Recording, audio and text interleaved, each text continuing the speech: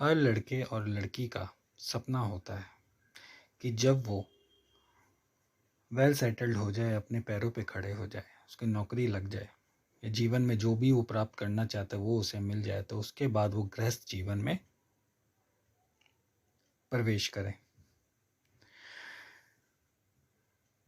तो आज मैं आप लोगों को कुंडली में विवाह योग और विलंब से होने वाले विवाह के योगों के बारे में बताऊंगा। नमस्कार दोस्तों, मैं अभी आप सबका अपने चैनल अभी एस्ट्रोलॉजी में स्वागत करता हूँ। चलिए शुरू करते हैं। देखिए, कुंडली में आपको ज़्यादा कुछ नहीं देखना है शादी के योग के बारे में। शादी के योग कब कब होते हैं वो मैं आपको आसान शब्दों में समझाने जा रहा हूँ।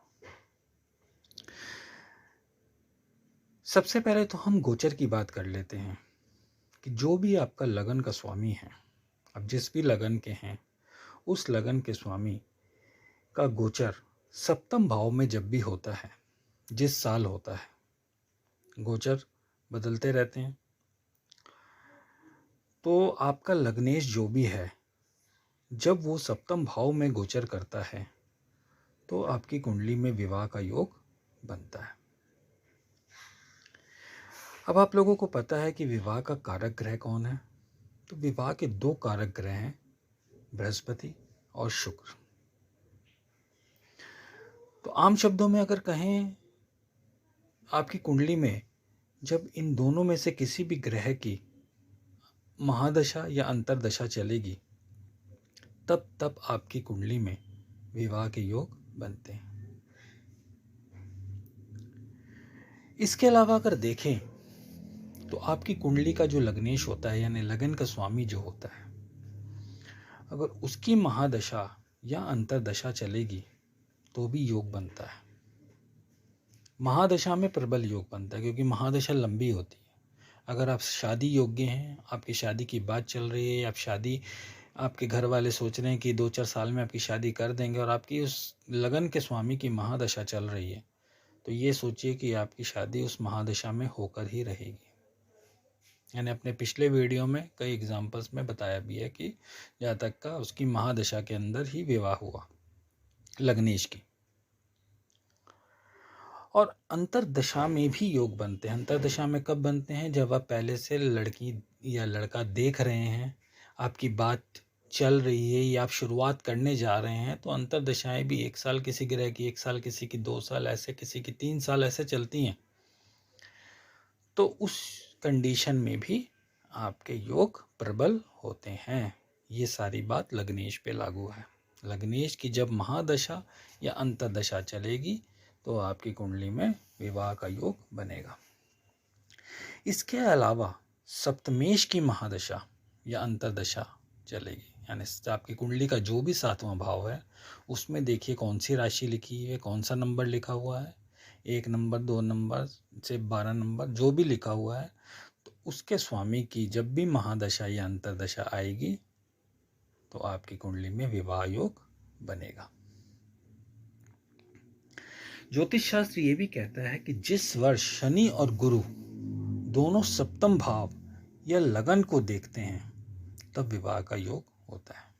यानी इन दोनों में से किसी एक का गोचर सप्तम भाव से हो या लगन से हो, या ये सप्तम या भाव या लगन भाव को देखें तो विवाह का योग बनता है।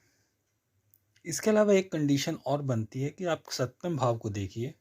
अगर सप्तम भाव में कोई ग्रह या सप्तमेश के साथ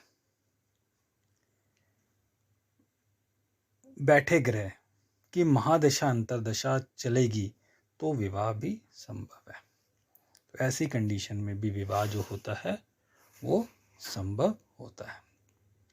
यानी सप्तम भाव के स्वामी को देखिए, सप्तम भाव में जो कोई ग्रह बैठा उसको देखिए, तो इनकी महादशा अंतरदशा में भी विवाह का योग बनता देखा गया है।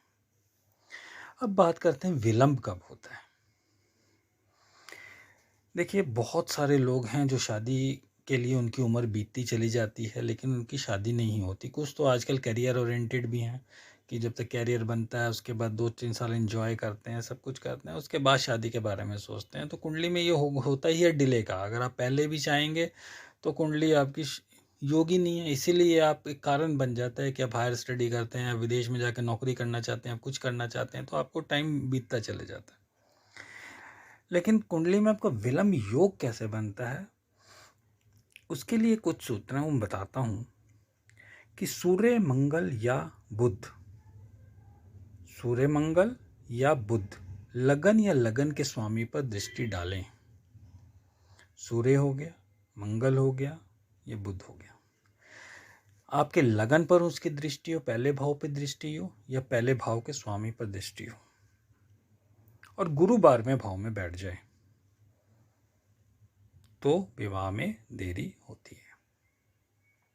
दूसरा, अगर लगन सप्तम और 12वें भाव में गुरु या शुभ ग्रह योग कारक ना हो, यानी लगन में, सप्तम में और 12वें भाव में गुरु बैठा हो या कोई शुभ ग्रह, शुक्र बैठा हो, बुध बैठा हो, ये सब शुभ ग्रह, ये आपकी कुंडली के योग कारक ना हो, और चंद्रमा कमजोर हो, तब भी विवाह में विलंब देखा गया है। सप्तम भाव में शनि और गुरु हो तो विलंब होता है। सप्तम भाव में शनि और गुरु होगा तो विलंब जरूर होगा। कर्क राशि से गुरु सप्तम हो, यानी आप देखिए आपकी कुंडली में 4 नंबर कहाँ लिखा हुआ है, 4 नंबर को काउंट कर पहला करते हुए 7वां भाव देखें, अगर गुरु वहां बैठा होगा तो आपके विवाह में बाधाएं आएंगी। सप्तम में त्रिक भाव का स्वामी 6, 8, 12 का स्वामी अगर 7वें में जाके बैठ जाए तो आपको विवाह में दिक्कत हो सकती है। 7वें में बुध और शुक्र दोनों की युति हो तो विवाह की बातें चलती रहेंगी, लेकिन वो लंबी खींचेंगी और विवाह में विलंब होगा। विवाह हो जाएगा लेकिन विलंब से होगा अगर 7वें भाव में बुध और शुक्र बैठे हो तो।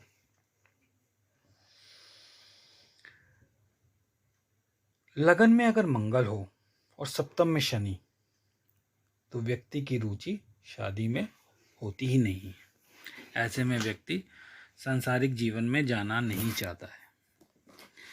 तो ये कुछ बातें थी जो विवाह में विलंब को दर्शाती हैं। अब आपका विवाह में विलंब हो रहा है तो उसका उपाय क्या है? शिव पार्वती की पूजा करना, चाहे लड़का हो चाहे लड़की। लड़कियों के लिए तो प्रसिद्ध भी है कि 16 सोमवार का व्रत कर लें। इसके अलावा पूर्णिमा पर वट वृक्ष की 108 बार परिक्रमा कर रहे हैं, लाभ मिलेगा। गुरुवार को आटे के पेड़े पर हल्दी लगाकर आप गाय को खिलाइए, साथ ही गुड़ व चना भी गाय को खिलाइए। ये उपाय काफी कारगर सिद्ध होता है। और एक उपाय मैं आपको और बताना चाहूँगा कि अगर किसी की शादी नहीं हो रही, बार बार बात चल के टूट रही है, तो आप हनुमान जी को मंगलवार के दिन चोला चढ़ाइए, यानी चमेली का तेल, वर्क, सिंदूर, और 8वें मंगलवार को आप हनुमान जी को इन्हीं सब चोले के साथ एक झंडा और एक लंगोट समर्पित कीजिए। देखिए आपकी शादी कैसे बिना किसी विघ्न के पूरी होती है। हनुमान जी के लिए प्रसिद्ध है कि जब मंगलवार को कोई चोला चढ़ाता है तो उसकी शादी विधि विधान से बिना किसी झंझट के जरूर पूर्ण होती है। इजाज़त दीजिए, आज के लिए इतना ही। वीडियो पसंद आया तो please like, share and subscribe और बेल आइकॉन ज़रूर दबा दें। मिलते हैं अगले वीडियो में अन्य टॉपिक के साथ। धन्यवाद।